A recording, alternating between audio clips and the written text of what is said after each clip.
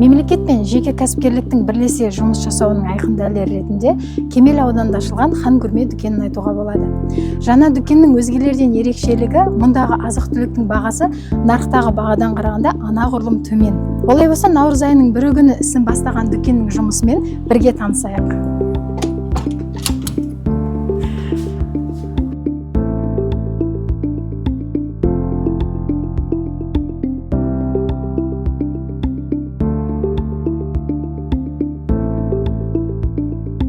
Біздерде қазір Қаскелең қаласында, Кемел микрорайонында 11 корпуста магазин ашып жатырмыз. Сіздердің дүкендеріңіз басқа дүкендерге қарағанда бір ерекшелігі бар деген, ол қандай ерекшелік? Біздің ерекшеліктеріміз өкіметпен договорға отырып, СПК Қонаев бірге договор отырып, соның товарларымен өзіміздің өндірістің товарларын бірге қосып сату. Оның жаңағы ерекшелік кішкене ашып айтсаңыз? Оны ашып айтатын болсақ, біздің өзіміздің акциямыз бар. СПК Қонаевтан алған товарларды халыққа тұтынамыз ең төмен бағада. Оның мақсаты бар.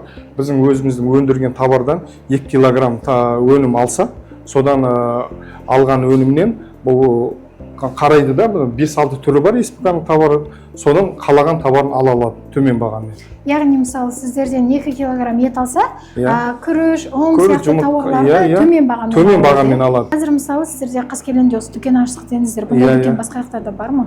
Бізде үлкен басқа жақтарда бар. Бірінші осы Қаскелең, Алматы қаласында бар, Қонаев қаласында бар, Заречный қаласында бар. Заречный қазіргі Алатау қаласы. Сол жерде бар, жаңа село Панфилов бар, сол жерде Панфиловта да бар біздер. Бұл дүкеннің жұмысы жаңағы жақсы жүріп жатса, болашақта Қарасай ауданында басқа аудан округтерден ашылу мүмкіндік бар ма сіздерде? Бар, әрине. Құда қаласа, егер жақсы жүріп жатса, ашуымызға болады біздерде. Мақсатымыздың өзі өндірімізді өсіріп, өндірісімізді жоғары сапада өндіріп, тек қана Қаскелең қаласы емес, Алматы бойынша бір Қазақстан бойынша іске жүзеге асыруымыз керек, бір 100 шақты магазин қылып, Алматының өзінде бір 30-дай магазин ашсақ деген ойымыз бар Құда қаласа.